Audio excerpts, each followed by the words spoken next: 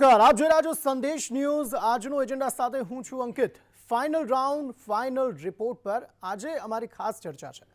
લોકશાહીના મહાપર્વનો ઉત્સાહ બીજા તબક્કાના મતદાન પહેલા પણ જોરશોરથી જામેલો જોવા મળી રહ્યો છે. પ્રચાર પડઘમ તો શાંત થઈ ગયા, જોકે આવતીકાલે થનાર મતદાન પહેલા નેતાઓના ઉજાગરા ચોક્કસથી વધી ગયા છે. રાજ્યની 14 જિલ્લાની 93 બેઠકો માટે આવતીકાલે મતદાન થવાનું છે. જોકે તમારે એ જાણવું પણ જરૂરી છે કે કઈ બેઠકનું રાજકીય ચિત્ર શું છે. તેથી જ આ 1 કલાકની મહાચર્ચામાં 1 મિનિટમાં અમે આપને એક બેઠકનું ચિતાર દર્શાવવા જઈ રહ્યા છે. અને આ તમામ બાબતે ચર્ચા કરવા માટે મારી સાથે આજે વરિષ્ઠ પત્રકાર એવા વિવેકભાઈ ઓઝા જોડાઈ ગયા છે, રાજકીય વિશ્લેષક વાસુદેવભાઈ પટેલ જોડાઈ ગયા છે અને જીગર દોશી જે પોતે પણ રાજકીય વિશ્લેષક છે, ત્રણે જોડાઈ ગયા છે. આ ત્રણેયનું સ્વાગત છે. સૌથી પહેલા જીગરભાઈ, આપને સવાલ પૂછવા માંગીશ. જે પરિસ્થિતિ અત્યારે જોવા મળી, જે નિરસ મતદાન પ્રથમ તબક્કાની ચૂંટણીમાં જોવા મળ્યું, તે જ પ્રકારની પરિસ્થિતિ આ વખતે જોવા ના મળે તે માટેના પ્રયત્નો તમામ પક્ષોએ પણ કર્યા છે. પરંતુ આ જે 93 બેઠકો છે તે વિશે આપ શું માનો છો? બિલકુલ, જો આજે નીરસ મતદાન થયું એની પાછળ ઘણા બધા કારણો છે. કદાચ એક પ્રમુખ કારણ આપણે એવું ગણી શકીએ કે ઘણા બધા મુદ્દાઓ છે જે 1947થી આપણા દેશમાં ચાલે છે, આપણા રાજ્યમાં ચાલે છે. પણ એ મુદ્દાઓના માટેની જે એક અવેરનેસ હોવી જોઈએ અથવા લોકોમાં જે જાગૃતિ હોવી જોઈએ કે કોઈ પણ પક્ષ આવશે તો એ અમારું શું સારું કરશે અને નહીં કરે, એ પ્રમાણેની જે વિશ્વાસ હોવો જોઈએ એ લગભગ એનો અભાવ જોવા મળે છે. એટલે એમાં કોઈ એક પર્ટિક્યુલર પાર્ટીની વાત નથી આવતી. કદાચ હવે લોકોને દરેક પાર્ટી ઉપર એટલો બધો ભરોસો નથી આવી રહ્યો કે આ લોકો આવીને અમારું કંઈક સારું કે અમારા પ્રશ્નોનું નિરાકરણ લાવશે.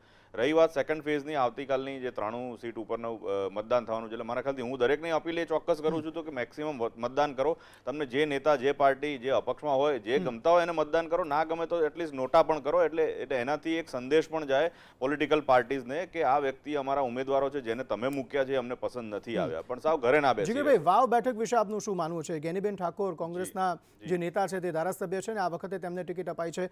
આ બેઠક વિશે આપનું શું કહેવું છે? સ્વરૂપજી ઠાકોર ભારતીય જનતા પાર્ટીમાંથી ત્યાં તેમને ટિકિટ આપવામાં આવી છે.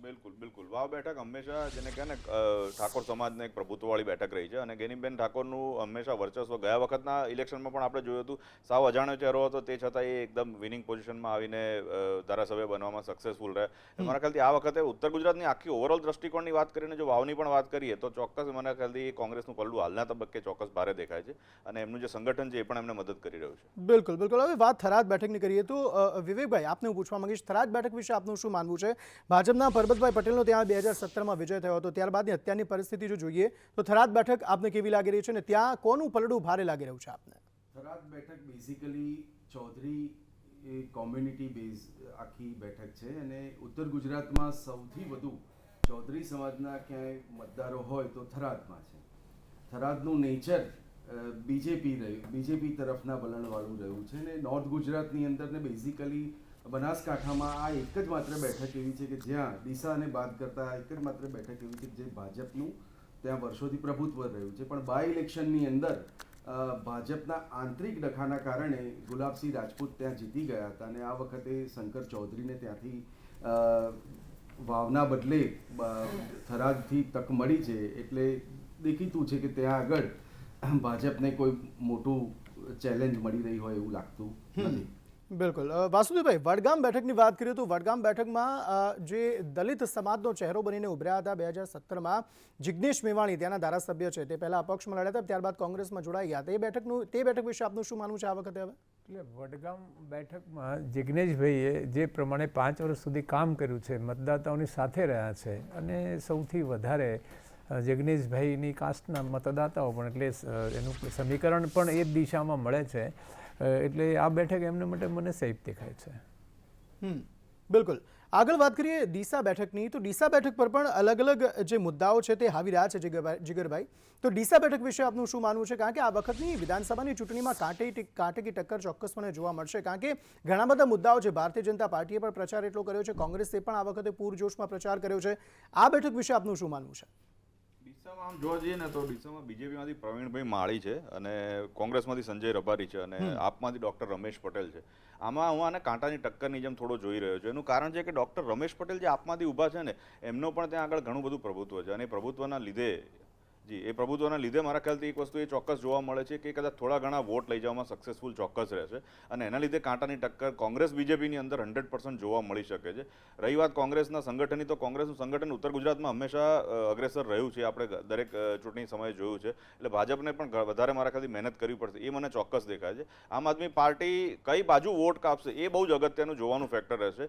કોંગ્રેસના વોટ કાપશે તો એનો ફાયદો બીજેપીને થશે અને બીજેપીના વોટ જો કટ કરશે તો એનો ફાયદો કોંગ્રેસને થશે. એટલે મારા ખ્યાલથી મને લાગે છે આ ત્યાં ડીસાની પર્ટિક્યુલર શહેરની વાત કરીએ તો ચૂંટણી એકદમ રસપ્રદ અને રોચક થઈ શકે. ઓવરઓલ ટ્રેન્ડ જો જોવા જઈએ જગીરભાઈ, તો ગત વખત જે પ્રથમ તબક્કાનું મતદાન થયું તેમાં નીરસ મતદાન થયું, શું તેની અસર બીજા તબક્કામાં જોવા મળશે ખરી નીરસ મતદાન? મને એવું લાગી રહ્યું છે કે કદાચ એની અસર નહીં જોવા મળે. ઉત્તર ગુજરાત અને મધ્ય ગુજરાતની જો વાત કરીએ તો મધ્ય ગુજરાત શહેરી વિસ્તાર છે એટલે અને આવતીકાલની જે સોમવારની રજા પણ છે, દરેકને મતદાન કરવાનો મોકો મળશે. એટલે મારા ખ્યાલથી મધ્ય ગુજરાતના અર્બન વોટર્સ તો ચોક્કસ ઉત્સાહિત હોય જ છે, પણ આપણે જો ઉત્તર ગુજરાતની વાત કરીએ તો એક જ્ઞાતિગત સમીકરણ હંમેશા આપણે જોયું છે. એટલે ઉત્તર ગુજરાતના લોકો કદાચ મને એવું લાગે છે હંમેશા વોટિંગ પર્સન્ટેજમાં અને વોટ કરવામાં ખૂબ જ અગ્રેસર હોય છે. એટલે વોટ પર્સન્ટેજ થોડો વધશે તો એનો ફાયદો દરેક પોલિટિકલ પાર્ટીને પોતપોતાના મતો ખેંચવામાં ચોક્કસ મળશે. બિલકુલ વિવેકભાઈ, ફટાફટ રાધનપુર બેઠકની વાત કરીએ. રાધનપુર બેઠક વિશે આપનું શું માનવું છે? રાધનપુર બેઠક ટ્રેડિશનલી નવા ચમત્કારો સર્જતી એક બેઠક રહી છે અને રાધનપુર એક એવું ક્ષેત્ર છે ગુજરાતમાં રાજકીય ખલબલીઓ જ્યાંથી વધુ મચી હોય તો એ રાધનપુર છે. એક વખતે અલ્પેશ ઠાકોર ત્યાંથી જીત્યા, હાર્યા, શંકર ચૌધરી પણ ત્યાંથી જીત્યા, હાર્યા. એટલે રાધનપુરનું નેચર નવા નેતાઓ સર્જવું અને નવાને તક આપતું રહ્યું છે. હાલ સિટિંગ એમએલએ રઘુ દેસાઈ ત્યાં આગળથી લડવા ગયા છે. બેઝિકલી રાધનપુરમાં બહારથી આવેલા લોકો ત્યાં લડતા, એટલે એ બેઠક ઉપર કોઈક ને કોઈક ચમત્કારિક પરિણામો આવતા. આ વખતે ભાજપે પહેલીવાર જે ડોમિનેટ વોટર્સ છે ઠાકોર કોમ્યુનિટીના, ત્યાંથી ઉમેદવાર પસંદ કર્યા છે. એટલે એ દ્રષ્ટિએ આ બેઠક હાલ કોંગ્રેસ અને ભાજપ બેઉ વચ્ચે ટફ ફાઇટમાં હોય એવું સ્પષ્ટ ચિત્ર છે. બિલકુલ. ત્યારબાદ ખેરાલુ બેઠકની વાત કરીએ. ખેરાલુ બેઠક પર અત્યારે ભાજપે સરદાર ચૌધરીને ટિકિટ આપી છે. આ બેઠક વિશે આપનું શું માનવું છે અને ત્યાં શું ખરેખર કાટેકી ટક્કર જોવા મળી રહી છે ખરી? ખેરાલુમાં નોર્થ ગુજરાતમાં સૌથી વધુ કાંટાની ટક્કર હોય જ્ઞાતિગત સમીકરણો અને રાજકીય પક્ષોની આઈડિયોલોજીના બેઝ ઉપર તો સૌથી મોટી ટક્કર ખેરાલુમાં છે. ખેરાલુ એ બેઝિકલી કોંગ્રેસનો ગઢ રહ્યો છે અને એ ગઢને તોડવા માટે શંકરજી ઓખાજીના પરિવારમાંથી હાલના જે પાટણના એમપી છે ભરતસિંહ ડાભી, એમને ભાજપમાં લઈ આવ્યા હતા. હવે થયું છે એવું કે શંકરજી ઓખાજીના ફેમિલીનું ત્યાં આધિપત્ય છે અને ભરતસિંહ ડાભી જેઓ પાટણના એમપી છે અને ખેરાલુથી પૂર્વ ધારાસભ્ય રહી ચૂક્યા છે, એમના ફેમિલીમાં બીજેપીએ ટિકિટ ન આપતા સરદાર ચૌધરી જેઓ દૂધસાગર ડેરીના ડિરેક્ટર છે અને દૂધસાગર ડેરીમાં પહેલીવાર બીજેપી સમર્થિત આગેવાનોનું શાસન આવ્યું છે. આ સ્થિતિમાં ત્યાં સરદાર ચૌધરીને ટિકિટ મળી છે, પણ સામે ગયા ઇલેક્શનમાં 5 વર્ષ પહેલાંના ઇલેક્શનમાં અને બાય ઇલેક્શનમાં જેઓ અપક્ષ હતા એવા મુકેશ ચૌધરીને પણ લડાવવામાં આવી રહ્યા છે. એટલે ત્યાં ભાજપ માટે ખૂબ કાઠું કાઢવા જેવી સ્થિતિ. બિલકુલ. ત્યારબાદ ચાણસ્મા બેઠકની વાત કરીએ. ચાણસ્મા બેઠક પર ભાજપ અને કોંગ્રેસે ઠાકોર સમાજને ટિકિટ આપી છે. ઠાકોર સમાજના ઉમેદવારને ટિકિટ આપી છે અને આમ આદમી પાર્ટીએ પાટીદાર ઉમેદવારને ટિકિટ આપી છે. આ બેઠક વિશે આપનું શું માનવું છે? ચાણસ્મામાં 5 વર્ષ પહેલાં જે ઇલેક્શન થયું, આખા જે આંદોલનોની પૃષ્ઠભૂમિમાં જે ઇલેક્શન લડાયું, એમાં ત્યાંના સિટિંગ એમએલએ અને પૂર્વ મંત્રી દિલીપ વિરાજી ઠાકોર, એમનું એ પણ પારિવારિક દબદબો ધરાવતું ક્ષેત્ર હોવા છતાંય દિલીપ આતાજી ઠાકોરે બહુ કાંટાની ટક્કર આપી હતી અને આ વખતે દિલીપ વિરાજી ઠાકોરની લગભગ ટિકિટ નહીં હોય એવું મનાતું હતું અને છેલ્લી ઘડીએ એ રિપીટ થયા છે. આ સ્થિતિમાં ત્યાં પણ હાલ તો જબરજસ્ત રસાકસી અને સ્પર્ધાનું વાતાવરણ છે. બિલકુલ. કાંકરેજ બેઠકની પણ વાત કરી લઈએ. કાંકરેજ બેઠકમાં શું સ્થિતિ જોઈ રહ્યા છો આપ? કાંકરેજમાં હાલના જે મંત્રી છે કિરીટસિંહ કરીને, એમની સામે મૂળ કાંકરેજ ઠાકોર બહુમતીવાળી બેઠક છે અને કીર્તિસિંહ પોતે ક્ષત્રિય સમાજમાંથી આવે છે અને એ કોંગ્રેસના પ્રેસિડેન્ટ જે છે, સ્ટેટ પ્રેસિડેન્ટ જગદીશ ઠાકોર, એમના ભાઈને ત્યાં લડવા માટે મોકલ્યા છે. આ સ્થિતિમાં ત્યાં પણ કશમકશ જંગ ચાલી રહ્યો છે, પણ લગભગ 2-1 દિવસ પહેલાં નરેન્દ્રભાઈની સભા બાદ ત્યાં જરાક વાતાવરણ હળવું બન્યું હોય એવા રિપોર્ટ્સ પત્રકારોમાંથી અમને મળી રહ્યા જાણવા મળી રહ્યા. ઠીક છે, ત્યારબાદ હવે આગળ પાટણ બેઠકની વાત કરીએ. વાસુદેવભાઈ, પાટણ બેઠક વિશે આપનું શું માનવું છે? પાટણ બેઠકમાં પણ અત્યારે કાંટેકી ટક્કર ચોક્કસપણે જોવા મળી રહી છે અને ત્યાં આપનું ગણિત શું કહી રહ્યું છે? પાટણ બેઠકમાં જે ઉમેદવારો, જે ઠાકોર ઉમેદવાર જે આપ્યા છે કોંગ્રેસે, અને સામાન્ય બીજું કે પાટણમાં જયનારાયણભાઈ વ્યાસે પણ જે પોતાનો રોલ હમણાં અદા કર્યો છે, કોંગ્રેસ એમને જોઈન કરી અને એનામાં એટલે એમનું પોતાનું પણ બહુ મોટું ત્યાં ગ્રુપ છે, વર્ચસ્વ છે, સોશિયલ મીડિયામાં બહુ સક્રિય છે. એટલે એને કારણે મને એવું લાગે છે કે સિદ્ધપુરમાં કોંગ્રેસનું પલ્લું છે એ ભારે દેખાય છે. બિલકુલ. ત્યારબાદ સિદ્ધપુર બેઠકની વાત કરીએ. સિદ્ધપુર બેઠકમાં પણ એક તરફ જયનારાયણ વ્યાસ જે છે તેમણે પક્ષ છોડી દીધો ભારતીય જનતા પાર્ટીને, ત્યારબાદ ભાજપ અને કોંગ્રેસ વચ્ચેની ત્યાં સ્થિતિ. વિવેકભાઈ, આપ કઈ રીતની જોઈ રહ્યા છો સિદ્ધપુર બેઠકમાં? સિદ્ધપુર પણ ડોમિનેટ રીતે તો કોંગ્રેસની જ નવા સીમાંકન બાદ કોંગ્રેસની જ સીટ બનીને ઉભરી છે. ત્યાં લગભગ 50,000 જેટલા મુસ્લિમ મતદારો છે અને પાટીદાર એજિટેશન્સ, ઠાકોર એજિટેશન્સ જે 2017માં થયા એ બળે એ કોંગ્રેસની જ બેઠકમાં ફેરવાઈ ગઈ છે. અને બળવંતસિંહ રાજપૂત જેઓ અગાઉ કોંગ્રેસમાંથી ત્યાંથી લીડ કરતા હતા અને જીતતા હતા, એ આ વખતે ભાજપમાં છે. એ ફાઇટની સાથે સાથે જયનારાયણ વ્યાસ જે હમણાં કોંગ્રેસમાં રિસન્ટલી જોઈન થઈ અને ચંદનસિંહના સમર્થનમાં ફરી રહ્યા છે, એના કારણે સિદ્ધપુર બેઠક પણ જબરજસ્ત ફાઇટમાં છે અને ભાજપ ત્યાં આગળથી જીતીને નીકળે તો બહુ મોટો ચમત્કાર થયો એવું પ્રદર્શિત થઈ શકશે. બિલકુલ. આગળ વાત ઘાટલોડિયા બેઠકની કરીએ. વાસુદેવભાઈ, ઘાટલોડિયા બેઠક વિશે આપનું શું માનવું છે? મુખ્યમંત્રી પોતે અહીંયાથી આવે છે, 2 મુખ્યમંત્રી આ બેઠકે આપ્યા છે રાજ્યને, તેવામાં ઘાટલોડિયા બેઠક પર કઈ સ્થિતિ જોઈ રહ્યા છો? આ તો ભાજપનો આમ તો કિલ્લો જ કહેવાય ને.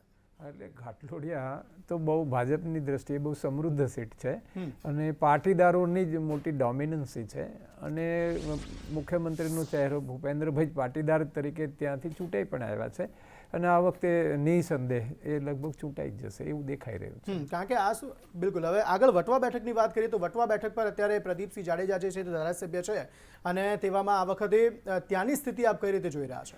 વટવામાં સ્થિતિ છે ને એ 2 લાખ વોટર છે ને એ શહેરના છે ને 2 લાખ ગ્રામ્ય ઝોનના છે અને વટવામાં પાટીદાર આપનો ઉમેદવાર છે, પાટીદાર છે અને ત્યાં પાટીદારોના 4 સમાજ છે જુદા જુદા. 4 સમાજના લોકોએ આ ઉમેદવારને ટેકો જાહેર કર્યો છે એટલે પાટીદાર વર્ગ છે એ મોટાભાગનો જે મત છે એ આપ તરફ જવાની સંભાવના છે. હવે રહી વાત એની કે સિટી વિસ્તારમાં ભારતીય જનતા પાર્ટી થોડું લીડ ચોક્કસ કરે છે પણ ગ્રામ્ય ઝોનમાં એ વીક પડે છે એટલે લગભગ આમ કાંટાની ટક્કરમાં કદાચ ઝૂકે તો કોંગ્રેસ તરફ ઝૂકે એવી સંભાવના વટવામાં અત્યારે તો દેખાય છે પણ ટક્કર કાંટાની કહેવાય એવું કહી શકાય. બિલકુલ, બિલકુલ. અને આગળ વિવેકભાઈ વાત વિરમગામ બેઠકની કરીએ, વિસનગર બેઠકની કરીએ તો વિસનગર બેઠક વિશે આપનું શું માનવું છે? ઋષિકેશ પટેલને તેમને ફરી રિપીટ કર્યા છે ભારતીય જનતા પાર્ટીએ, ત્યારે વિસનગર બેઠક વિશે આપનું શું માનવું છે? વિસનગર બેઠક પણ બેઝિકલી તો ભાજપના ફૂટવર્ક અને ગ્રાઉન્ડ વર્કવાળી બેઠક છે. ત્યાં અર્બુદા સેનાના કારણે એ પ્રકારનું ચિત્ર ઉપસ્થિત થયું હતું કે ઓબીસી મતદારો ભાજપથી વિમુખ થઈ અને બીજી તરફ ઋષિકેશ પટેલની અગેન્સ્ટમાં પડી શકે, પણ છેલ્લી ઘડીએ જે સમાધાનો થયા છે અને ચૌધરી કોમ્યુનિટી સાથે તમામ ઓબીસી વર્ગ ઋષિકેશ પટેલની સાથે જોવા મળી રહ્યો છે અને બીજી બાજુ સામે જે કિરીટ પટેલ જે પૂર્વ મંત્રી રહી ચૂક્યા છે તેઓ લાંબા સમય પછી ત્યાં આગળ કોંગ્રેસે એમને ઉતાર્યા છે એટલે આ સંજોગોમાં વિસનગરમાં પણ કોઈ એવી સ્પર્ધા જેવું તત્વ હાલના તબક્કે જોવા મળતું નથી.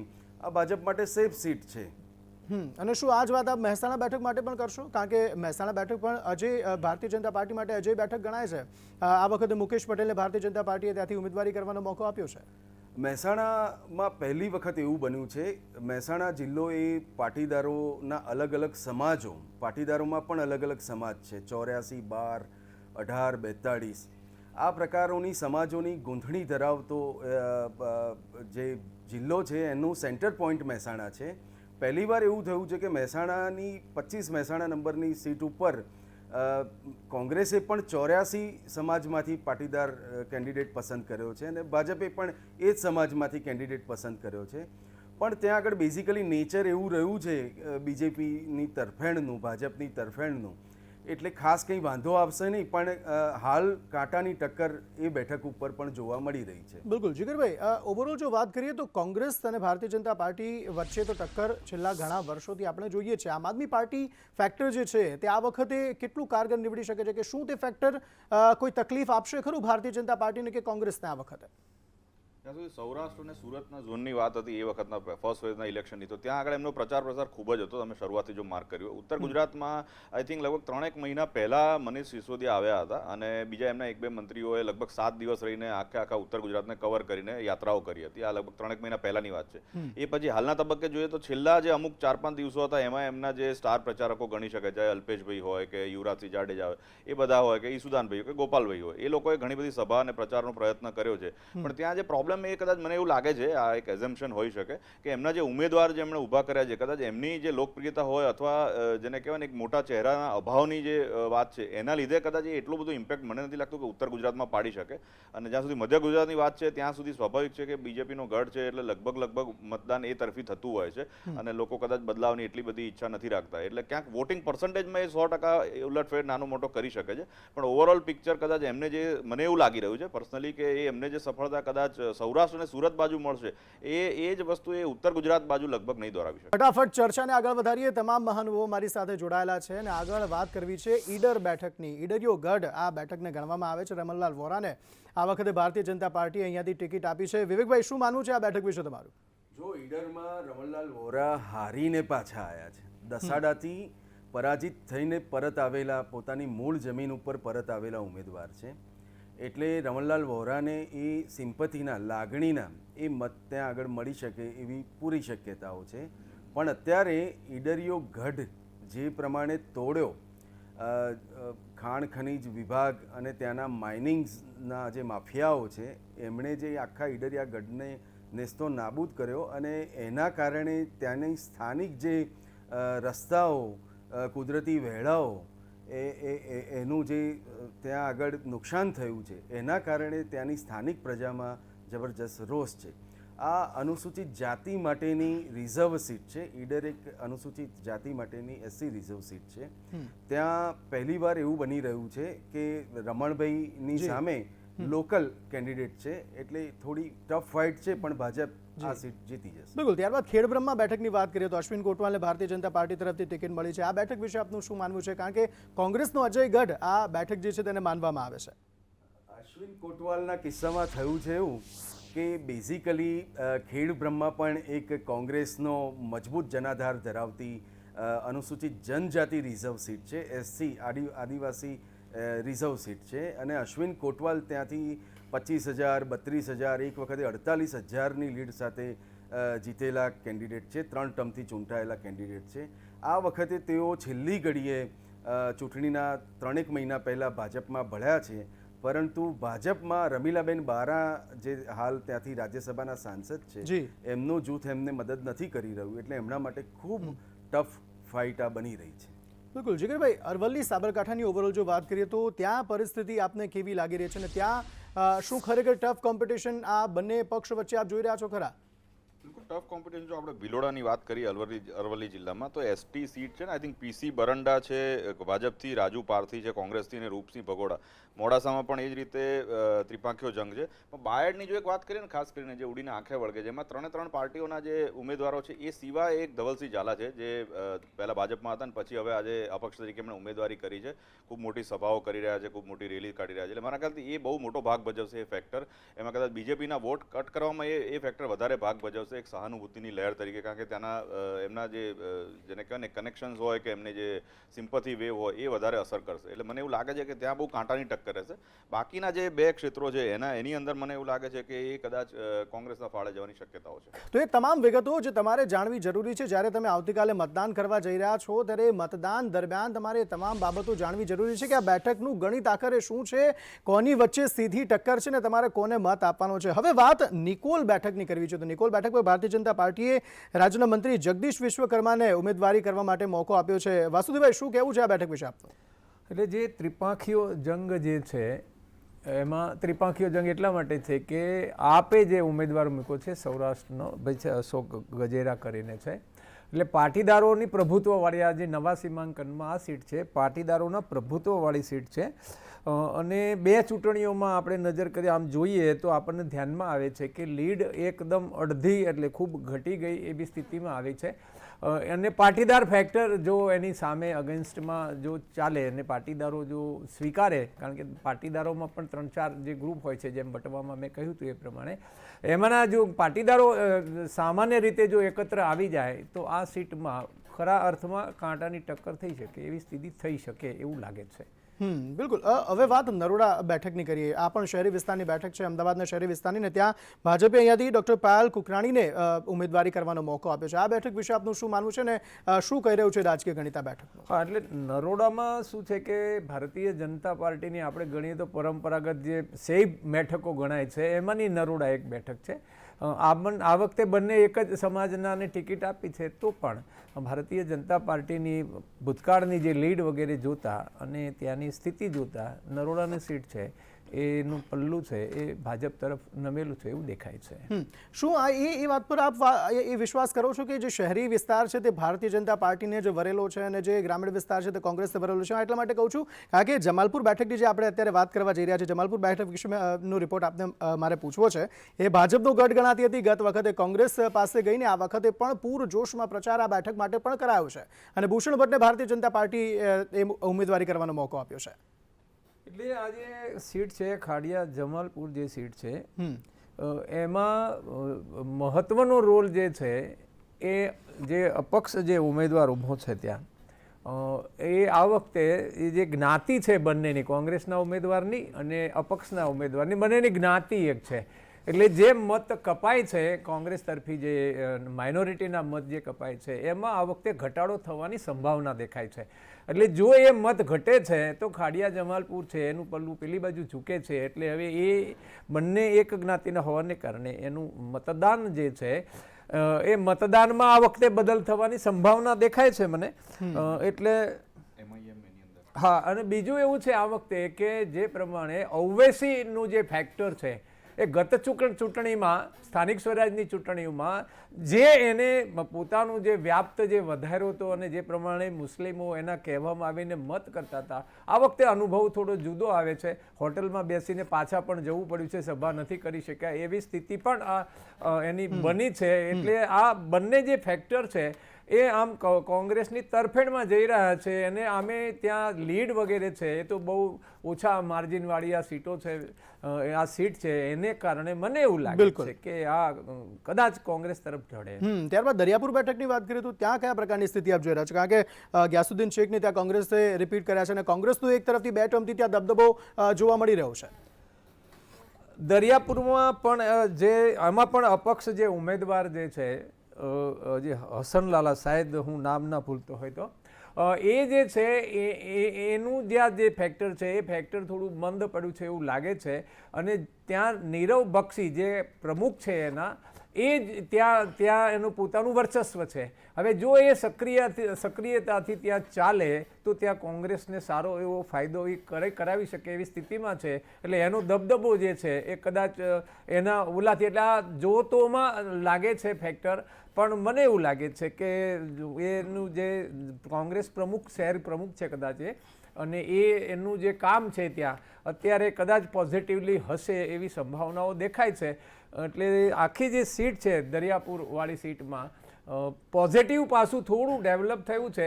બાકી તો એન્ટી ઇન્કમ્બન્સીનું જે ફેક્ટર ઓવરઓલ જે ગુજરાતમાં જે અત્યારે જે ડેવલપ થયું છે પ્રમાણમાં ગુજરાતની જે સ્થિતિ બની છે એ સ્થિતિ આ વખતે મૂળ પાર્ટી અને પછી ઉમેદવાર, પાર્ટીનું મહત્વ આ વખતે ઘટ્યું છે, ઉમેદવારોનું મહત્વ વધ્યું છે. તેના કારણે જે કોંગ્રેસ છે તેમણે પણ પોતાના જે ઉમેદવારો છે તેમને રિપીટ કર્યા છે. દાણી લીમડા બેઠકની વાત કરી છે અને ખાસ દાણી લીમડામાં શૈલેષ પરમારને કોંગ્રેસે રિપીટ કર્યા છે. આ પણ કોંગ્રેસનું ગઢ જ ગણાય છે આ બેઠક પણ. આ બેઠક વિશે આપનું શું માનવું છે? એ બેઠકમાં પણ એ જ સ્થિતિ છે, કારણ કે બંને ફેક્ટર નબળા પડ્યા છે. એના ઓવેસી વાળું ફેક્ટર નબળું પડ્યું છે અને કોંગ્રેસ ત્યાં મજબૂતાઈથી ચાલે છે. એટલે મુસ્લિમ મતોનું જે વિભાજન છે એ વિભાજન પ્રમાણમાં ઓછું થવાની મને સંભાવના દેખાય છે. એટલે એનો દબદબો કદાચ જળવાઈ રહેશે એવું દેખાય છે. વાત હવે દહેગામ બેઠકની કરવી છે. વિવેકભાઈ, દહેગામ બેઠક વિશે આપનું શું માનવું છે? આ બેઠક જે છે ત્યાં ભાજપના બલરાજસિંહ ચૌહાણ જે છે તે કોંગ્રેસ વખતના ચૌહાણને તેમણે વખતસિંહ ચૌહાણને ટિકિટ આપી છે કોંગ્રેસ તરફથી. આ બેઠક વિશે આપનું શું માનવું છે? દહેગામ બેઠક એ આખા ગુજરાતમાં કોંગ્રેસના ઉમેદવારની પસંદગીને લઈ અને સૌથી રસપ્રદ બેઠક રહી છે. એવું મનાતું હતું કે દહેગામ બેઠક ઉપરથી જગદીશ ઠાકોર જેઓ કોંગ્રેસના સ્ટેટ પ્રેસિડેન્ટ છે એ પોતે લડવા માગતા હતા. પછી એવી વાત આવી કે એમના ભાઈને લડાવવા માગે છે અને એ સમયગાળા દરમિયાન જે પૂર્વ ધારાસભ્ય કામિનીબેન રાઠોડ હતા એમને ટિકિટ ન મળી અને પછી જે કંઈ થયું, જે આક્ષેપો થયા એને લઈને આ બેઠક ખૂબ ચર્ચામાં રહી છે. પરંતુ બેઝિકલી આ બેઠક પણ નવા સીમાંકન બાદ, જગદીશ ઠાકોર જ્યારે ત્યાંથી ચૂંટાતા ત્યારે જૂનું સીમાંકન હતું, નવા સીમાંકન બાદ આ બેઠકમાં પણ ભાજપના હાલના જે સિટિંગ એમએલએ છે બલરાજસિંહ ચૌહાણ, એના માટે બહુ સરળ સ્થિતિ છે, કારણ કે કોંગ્રેસે છેલ્લી ઘડીએ ઉમેદવાર નાખી અને એનું મેદાન એની મેળે જ બગાડી કાઢ્યું છે. ત્યારબાદ ગાંધીનગર દક્ષિણ બેઠકની વાત કરીએ તો અહીંયા ભારતીય જનતા પાર્ટી અલ્પેશ ઠાકોરને ટિકિટ આપી છે. કોંગ્રેસમાંથી તેઓ આવ્યા, ત્યાં આગળ વિરોધ પણ ખાસો બધો થયો હતો કે તેમને ટિકિટ આપશો તો અહીંયા કંઈક થઈ જશે અને અહીંયા બેઠક હારવાનો મોકો આવી જશે તેવી વાત પણ સામે આવી હતી. આ બેઠક વિશે આપનું શું માનવું છે ને શું અહીંયા ખરેખર અલ્પેશ ઠાકોરને એટલી લોકચાહના મળી રહી છે એ આપ જોઈ રહ્યા છો? અલ્પેશ ઠાકોરને જરાય ત્યાં આગળ ચાહના મળી રહી હોય એવું માનવાની કોઈ જરૂરિયાત નથી, કારણ કે ગાંધીનગર દક્ષિણ એ એવું એક મતક્ષેત્ર છે કે જેના જમણે ગાંધીનગર શહેર છે અને ડાબે અમદાવાદ શહેર છે. અને આ બેઠકમાં લગભગ 3.5 લાખ જેટલા મતદારો છે, જેમાંથી 1.25 લાખ જેટલા મતદારો તો માત્ર અમદાવાદ શહેરમાં મોટેરા અને ચાંદખેડા બે મોટા વોર્ડ છે ત્યાંથી આવે છે. અને આ 3.5 લાખ મતદારો ધરાવતી બેઠકમાં લગભગ 1-1.25 લાખ જેટલા ઠાકોર મતદારો હોવાથી અલ્પેશ ઠાકોરને ત્યાં આગળ ભાજપે મેદાનમાં ઉતાર્યા છે. અને ભાજપ માટે આમ તો સેફ સીટ છે, પરંતુ ભાજપનું સંગઠન કઈ રીતે આ કેન્ડિડેટને મદદરૂપ કરે છે એના ઉપર નિર્ભર છે. અને સામે પહેલી વખત લોકલ ઉમેદવાર હિમાંશુ પટેલ ચૂંટણી લડી રહ્યા છે, એટલે ત્યાં થોડી ફાઇટ છે. પરંતુ મતદાનમાં ભાજપના કાર્યકરો જો ભાજપની તરફેણમાં મતદાન કરાવવામાં નિરસ રહેશે તો આ બેઠક ઉપર કોંગ્રેસના કેન્ડિડેટને સારું એવું વજન મળી શકે છે. બિલકુલ જીગરભાઈ, ઓવરઓલ જો પ્રચાર પ્રસારની વાત કરીએ તો ભારતીય જનતા પાર્ટીએ આ વખતે ફૂલ પ્રચાર કર્યો છે અને તેમાં પણ પ્રધાનમંત્રી નરેન્દ્ર મોદીની સુરતમાં જે રેલી યોજાઈ ને ત્યારબાદ અમદાવાદમાં પણ જે જંગી રેલી યોજાઈ, એક વખત 32 કિલોમીટરની, એક બાદ 6.5 કિલોમીટરની રેલી, તેમાં તમામ બેઠકો કબજે કરવાનો પ્રયત્ન જે પ્રધાનમંત્રી નરેન્દ્ર મોદી છે તેમણે કર્યો. પરંતુ શું ખરેખર શહેરી વિસ્તારમાં આ વખતે ભારતીય જનતા પાર્ટીએ વધુ પ્રચાર કર્યો છે તેવું આપને લાગી રહ્યું છે? એ સુરત બેઠકની પણ વાત છે, અમદાવાદની પણ અલગ અલગ બેઠકોની વાત છે, કારણ કે નરોડાથી લઈને ચાંદખેડા સુધી, ત્યારબાદ જે કોટ વિસ્તાર બાકી રહી ગયો હતો, બીજા દિવસે એ કોટ વિસ્તારમાં પણ રેલી કરવી પડી. ભરપૂર પ્રચાર ભારતીય જનતા પાર્ટીએ કર્યો છે. તમામ જે સ્ટાર પ્રચારકો છે તે સ્ટાર પ્રચારકો પર ભરપૂર પ્રચાર આ વખતે ગુજરાતની વિધાનસભાની ચૂંટણીમાં તેમણે કર્યો છે તેવું લાગી રહ્યું છે આપને? 100% આપની વાત સાથે હું બિલકુલ સંમત છું. આ વખતે ખૂબ જ પ્રચાર એમણે કર્યો છે બીજેપી, અને નરેન્દ્ર મોદી સાહેબે પોતે મેદાનમાં ઉતરીને આટલો મોટો પ્રચાર કર્યો છે, ચાહે સુરતનું મેઇન અર્બન સિટીના જે ક્ષેત્રો હોય એના માટે કે અમદાવાદ માટેના. એટલે મને એવું ચોક્કસ લાગે કે આની પાછળ એમની રણનીતિ હોય કે કોઈ પણ કારણો હોય, પણ મૂળભૂત કારણ કદાચ એક એ હોઈ શકે કે સૌરાષ્ટ્ર અને સુરતના, એટલે જે દક્ષિણ ગુજરાતના ઇલેક્શનમાં જે પર્સન્ટેજ થોડા વોટિંગના ઓછા આવ્યા, એનાથી કદાચ ક્યાંક બીજેપીને એમ લાગ્યું કે શહેરી મતો આપણે ગુમાવી ના બેસીએ, અગર જો મતદારોની નિષ્ક્રિયતા રહી તો એ ઇસ્યુ થઈ શકે છે મોટો. અને એનો ફાયદો કદાચ ઉત્તર ગુજરાતમાં જો વોટિંગ વધારે થયું અને કોંગ્રેસ તરફી થયું અથવા આમ આદમી પાર્ટી તરફ થયું તો કદાચ એ પ્રશ્ન મોટો થઈ શકે છે. એટલે એ કારણો ચોક્કસ હોઈ શકે. બિલકુલ. આ ઉપરાંત આમ આદમી પાર્ટીના જે ઉમેદવારો છે તેમણે પણ ઘણી બધી સભાઓ કરી છે. સુરતની તો વાત કરીએ, દક્ષિણ ગુજરાતની તો વાત કરીએ, પરંતુ અહીંયા અમદાવાદમાં પણ ઘણી બધી એવી જગ્યાઓ છે કે જ્યાં આમ આદમી પાર્ટીનો પણ સખત ક્રેઝ જોવા મળી રહ્યો છે, જ્યાં ઉમેદવારો પોતે સભા કરી રહ્યા છે, ત્યાં મોટી મોટી સંખ્યામાં લોકો ત્યાં જઈ રહ્યા છે અને તેમને સાંભળવા માટે ત્યાં પહોંચી પણ રહ્યા છે. શું એ કોઈ ફેક્ટર આ વખતે કોઈ ગણિત બગાડી શકે છે ખરું? ગણિત ચોક્કસ દરેક સીટ ઉપર થોડું ઘણું બગાડી શકે. એનું કારણ છે કે જ્યારે એમની આમ આદમી પાર્ટીનો પ્રચાર 6 મહિના પહેલા લગભગ શરૂ થયો ત્યારે એવું કહેવામાં આવતું હતું કે કોંગ્રેસની સીટો વધારે તોડશે, કારણ કે સૌરાષ્ટ્ર બાજુ ખૂબ મજબૂતીથી પ્રચાર કરી રહ્યા હતા. જેમ જેમ સમય વધતો ગયો, અરવિંદ કેજરીવાલે તો પાછું કહ્યું છે કે 5 સીટોમાં સીમિત થઈ જશે કોંગ્રેસ આ વખતે ગુજરાત. જી. અને એટલે સ્વાભાવિક છે કે એ બધું સ્વાભાવિક છે. મને એવું લાગે છે કે એક પબ્લિસિટીનો ભાગ રૂપે હોય છે માર્કેટિંગના. બાકી કોંગ્રેસના મૂળિયા ખૂબ જ મજબૂત છે, એટલે એમ કે એ 5 સીટ કે અને આવી જાય એવું શક્યતા નથી. પણ એ પછી જ્યારે 3-4 મહિના વધારે પ્રચાર પ્રસાર થયો ત્યારે એ પણ જોવામાં આવ્યું કે હવે આ બેધારી તલવાર જેવું છે, એ કદાચ બીજેપીના વોટ પણ કાપી શકે છે અને એ જ કારણોસર બીજેપી આટલી વધારે એક્ટિવ થઈ ગઈ એવું દેખાય છે અને કોંગ્રેસે પોતાની રણનીતિ પણ ખૂબ જ જબરજસ્ત રીતે આ વખતે બદલી છે. ગામડે ગામડે પ્રચાર પ્રસાર કરવો, ઘરે ઘરે જઈને મતપત્રી એમના જે પત્રો છે, વચનપત્રો એ બધા આપવા. એટલે મને ઓવરઓલ ચોક્કસ એવું લાગે છે કે આમ આદમી પાર્ટી મતો ચોક્કસ બગાડશે, ક્યાંક એમને સફળતા પણ મળી શકે. પણ કદાચ આ ઓવરઓલ જે આખું એમનું ગણિત હોય ને એ રાષ્ટ્રીય ધોરણે નેશનલ પાર્ટી એક્લેમ કરવા માટે 6% મિનિમમ વોટ મેળવી શકે એ પ્રમાણેનું એમનું ચોક્કસ ગણિત હોઈ શકે. કારણ કે ગુજરાતની સિવાય ગોવા, પંજાબ અને દિલ્હી એમાં એમને 6%થી ઉપર મતો મળેલા છે. એટલે એમને એ વસ્તુ ટેકનિકલી 2024માં ફાયદો થઈ શકે છે. અને ઓવરઓલ જો કદાચ એ 6% ને બદલે 10-12%, 15% વોટ શેર સુધી પણ આવી જાય તો સ્વાભાવિક છે કે ગુજરાતની રાજનીતિમાં એમની એક રિસ્પેક્ટેબલ એન્ટ્રી થઈ જાય, એક માનવાચક એન્ટ્રી થઈ શકે છે અને એના જ એમના પ્રયત્નો છે. બાકી જનરલી કોઈ પણ ત્રીજો પક્ષ જ્યારે કોઈ પણ જગ્યાએ ઘૂસે, આપણા ત્યાં એવું કહેવાય છે કે કોઈ ત્રીજો પક્ષ આવે ગુજરાતમાં નથી ભાવતો, પણ તે છતાં આ જે પક્ષ છે એ જીપીપી કરતા અથવા શંકરજી વાઘેલાજીની બાપુની પાર્ટી હતી એ કરતા વધારે પ્રચાર પ્રસાર કારણ કે સાથે સ્થાનિક પક્ષ હતો. આ એક નેશનલ પાર્ટી છે અને પ્લસ એને સરકાર પર બનાવી છે, દિલ્હીમાં પણ સરકાર બનાવી છે, પંજાબમાં પણ સરકાર બનાવી છે. વિવેકભાઈ, આપનું શું માનવું છે? શું આમ આદમી પાર્ટી ગણિત બગાડી શકે છે આ તમામ બેઠકો પર, જે શહેરી વિસ્તારની જે બેઠકો છે જ્યાં ભરપૂર પ્રચાર આમ આદમી પાર્ટીએ કર્યો છે? એક તો વીજળીની વાત તેમણે કરી કે વીજળી 300 યુનિટ ફ્રી મળશે, ત્યારબાદ અન્ય જે સુવિધાઓ આપવાની વાત કરી, શિક્ષણની સારી એવી વાત કરી કે શિક્ષણ પણ સારું થઈ જશે, મફતમાં ભણાવાશે બધાને. આ બધી વાતોથી શું શહેરી જે મતદારો છે તે આકર્ષાયા છે ખરા આમ આદમી પાર્ટીને? જો તમે બીજા ચરણની વાત કરતા હોય હા, તો બીજા ચરણમાં આમ આદમી પાર્ટીને હું વ્યક્તિગત રીતે અને મારા આટલા અનુભવના રીતે કોઈ એની અસર દેખી રહ્યો નથી.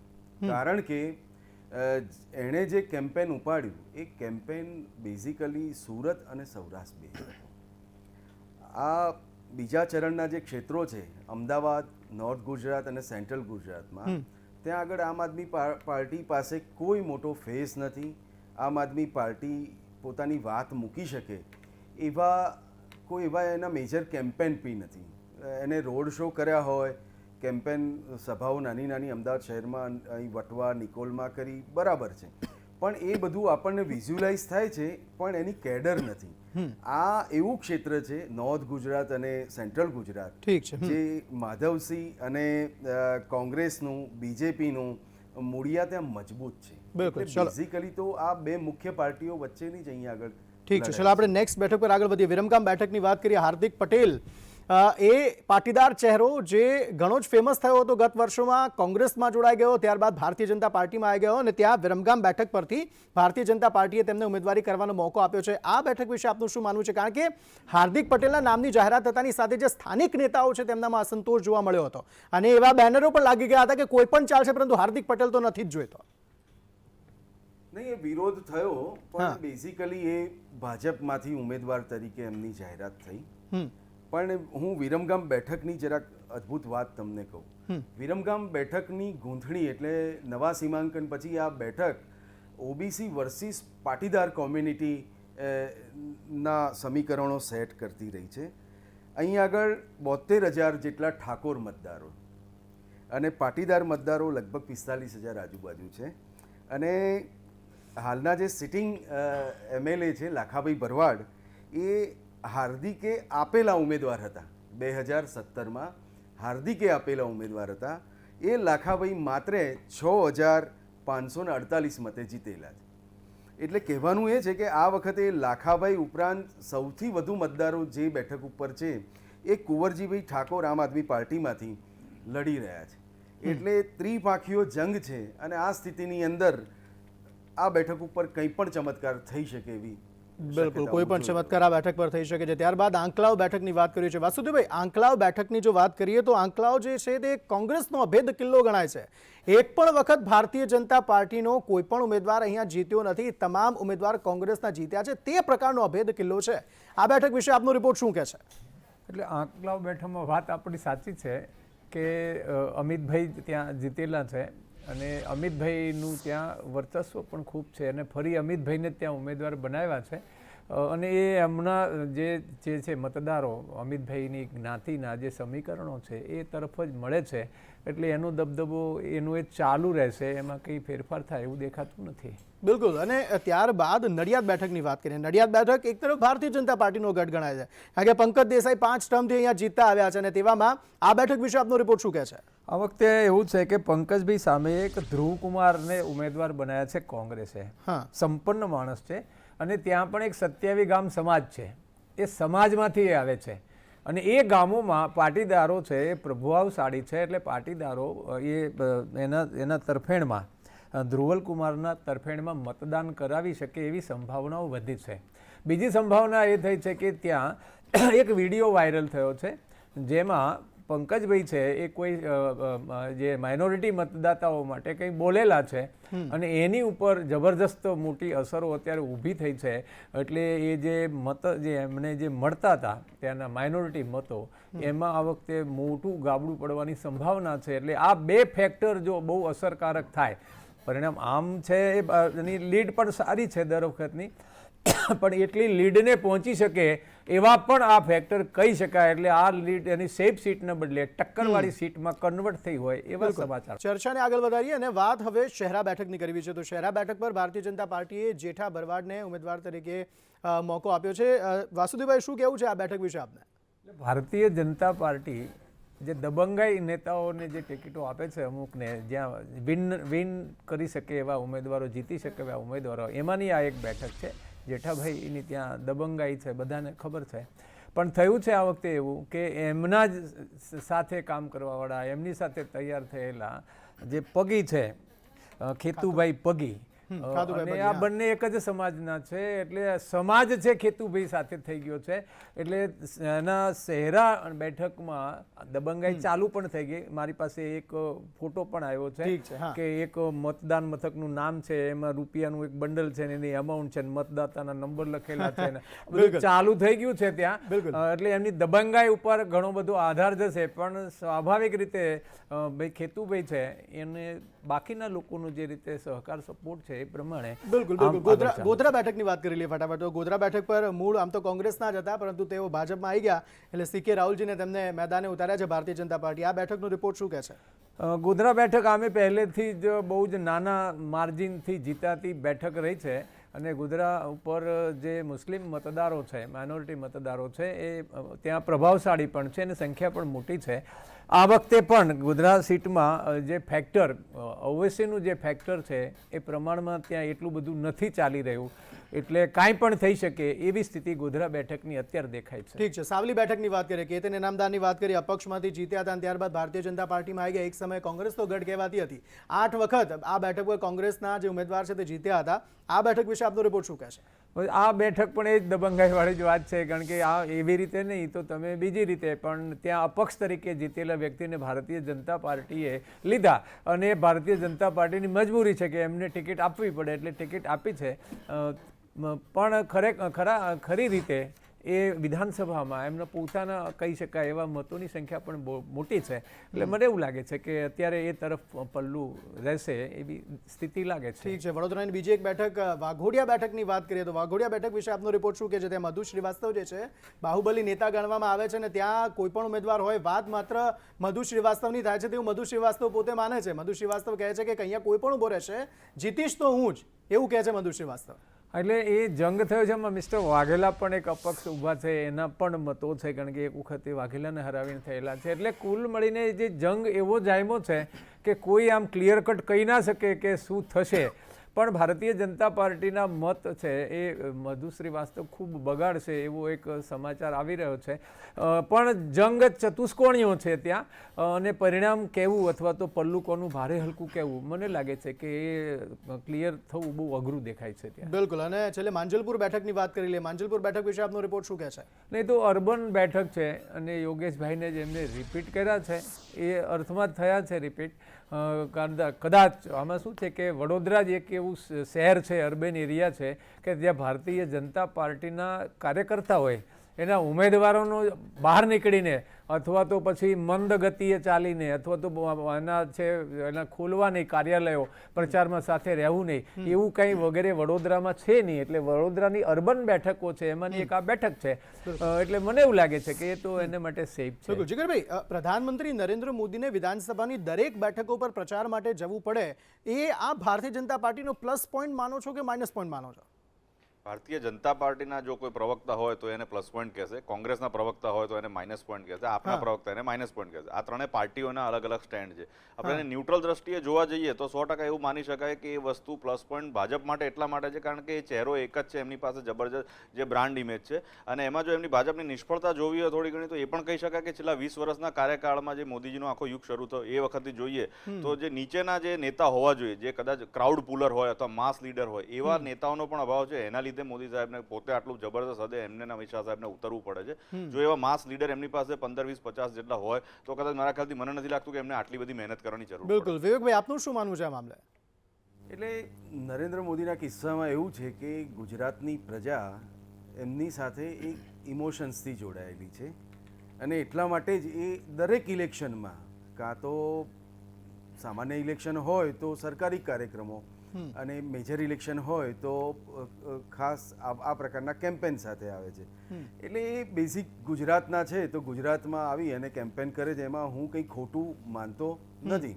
ઠીક છે, ઠીક છે. આપ ત્રણેય અમારી સાથે ચર્ચામાં જોડાયા. તમામ જે વિગતો આપી એ બદલ આપનો ખૂબ ખૂબ આભાર. તો ચોક્કસપણે જે પ્રમાણે મેં કહ્યું કે આજનો જે મતદાર છે તે ખૂબ જ સમજુ મતદાર છે, તમામ બાબતો જુએ છે, તમામ બાબતો સમજે છે, ને ત્યારબાદ તે જ્યારે આવતીકાલે મત આપવા જવાનો છે ત્યારે 833 જે ઉમેદવારો છે તેમના ભાવિ સીલ થવાના છે. જોવાનું રહેશે 8 તારીખે કોના પર પસંદગીનો કળશ ઢોળાય છે. રજા આપશો. નમસ્કાર.